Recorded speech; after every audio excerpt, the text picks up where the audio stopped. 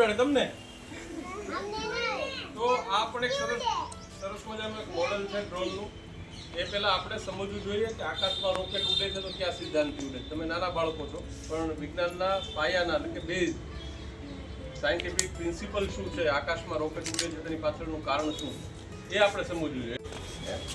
કે આઘાતી ને પ્રત્યાઘાતી બળ સરખા સમાન પરસ્પર વિરોધી. ન્યૂટનના ગતિનો ત્રીજો નિયમ છે, આકાશમાં રોકેટ ઉડે છે. ધ્યાન કરો બધા.